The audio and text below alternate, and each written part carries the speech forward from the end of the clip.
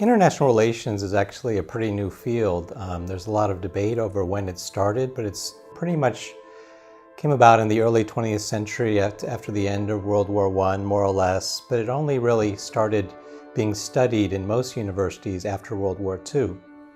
So international relations is always trying to justify its existence. Why isn't it politics? Why isn't it history? The LSE is one of the few places in the country where we have a separate department for international relations. In most other departments, it's in politics. What IR scholarship, or IR as a subfield of political science, brings to the study of international politics is the application of concepts, theories, and methods. I don't think there's one view of the subject. There are different people working in the field and they have different approaches.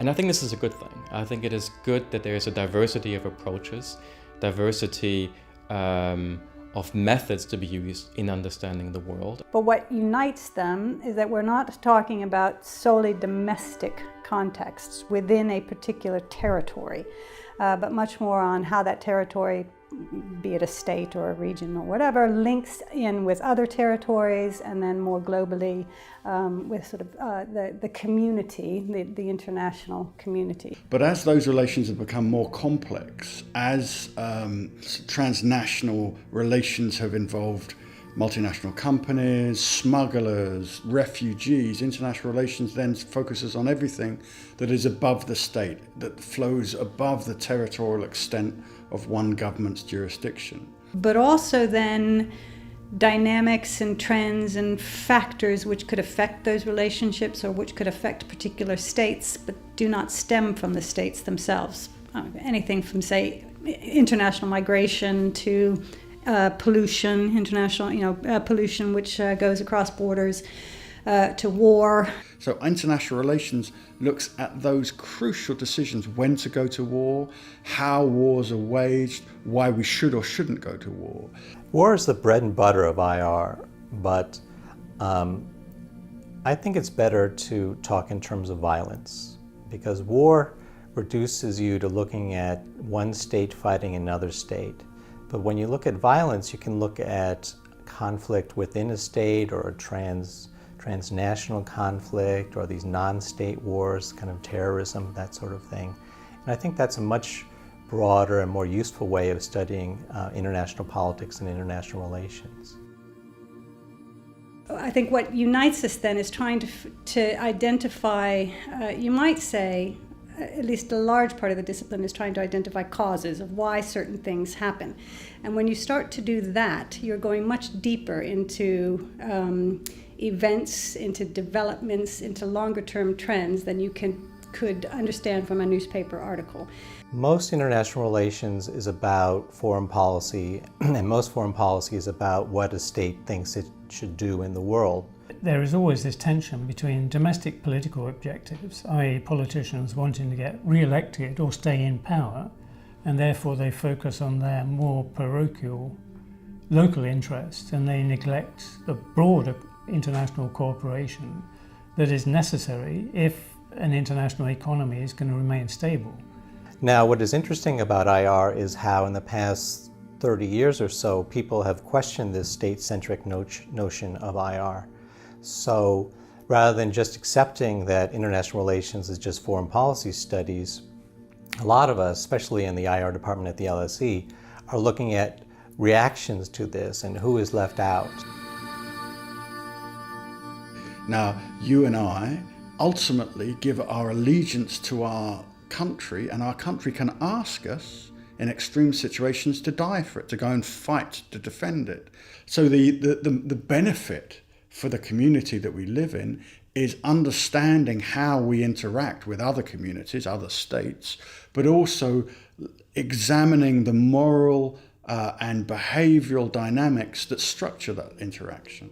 So international relations scholars don't just study war and atrocities, we also study processes of cooperation and integration. French and Germans had murdered each other for at least 100 years, leading up to World War I. And then the process of European integration has meant that the prospect of war between France and Germany is obsolete. I mean, it is simply inconceivable. That is phenomenal. I mean, that in and of itself is an extraordinary achievement and accomplishment. There is a tension between thinking about the world as it is and the world as it should be. I think it's impossible to take out all your own sort of normative approaches, etc., and simply make the study of the world a mechanical study.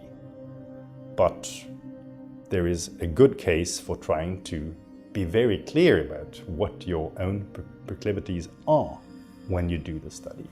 In order to be able to dig deeper and to consider questions out of context as well, and to sidestep the emotion and the morality that often attaches to issues such as crisis in Syria or crisis in Ukraine and so forth. You will have to come clean on the moral stuff where you stand, and you would also have to try and suspend it when you're doing your studies. And this kind of detachment delivered from or on the foundation of broad scholarship is probably something that can inform and can improve and advance journalistic debates and debates in society more generally. And that is one of the big differences between the pub conversation about international relations and the academic conversation about international relations, that you can't start with outrage.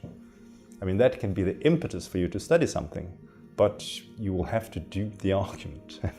And it's interesting to see that it takes a couple of weeks or even months for students to get that when they come to the department, that this is not simply about sort of yelling at the top of your voice about what you think is right. It's about understanding and underpinning that. I think there are two distinct groups of students. The first, I think, which are the most interesting, are those who just want to understand, to use the LSE's motto, to understand the causes of things. So why, across this broad sweep of global politics, why are these things happening? And that's pure intellectual inquiry. There's another group of students, equally as large, who want to go into diplomacy, international relations, international economic relations, and they want to understand how the world functions, how international relations functions, how interstate relations functions, so they can get involved and do it better. So you have a pure intellectual pursuit of understanding, and also the desire to become a statesperson, to become a decision maker and do the job better than their peers. When people watch Star Trek, they are presented with a world that has a number of systemic factors of how states should interact. And that leaves a mark on people viewing the show. Because when we say that something is a utopia, it doesn't mean that people who make it and people who watch it are simply sort of transporting themselves to a no place. It means that we are presented with a mirror of our own world where certain things are different, but certain things are similar. So, you could study that. Star Trek, indeed. There is a division straight down the middle of international relations between what would be called realists and idealists, between the pessimists who think international relations, interstate relations are set in a certain way that leads directly, obviously, and repeatedly to state conflict. And all they're trying to do then on that basis is to manage and minimize that conflict. On the other side, there is a great deal of idealists who believe that the world can and is moving towards a better place, that you have greater democracy, greater education, greater understanding of the ordinary people of what their leaders are doing in their name, so restraining them and demanding collaboration and cooperation between states and not conflict. There used to be this strand of IR theory called idealists or idealism, which came out of World War I, and it's about we should all get along, we should have collective security where we rely on each other rather than building alliances against each other. But some people have asked, are there any idealists anymore? The future is, I think, in principle open. So, you can't rule out that at some point the world will be politically united. But that's definitely not on the card in the near future. It would be great if IR became irrelevant because everybody got along.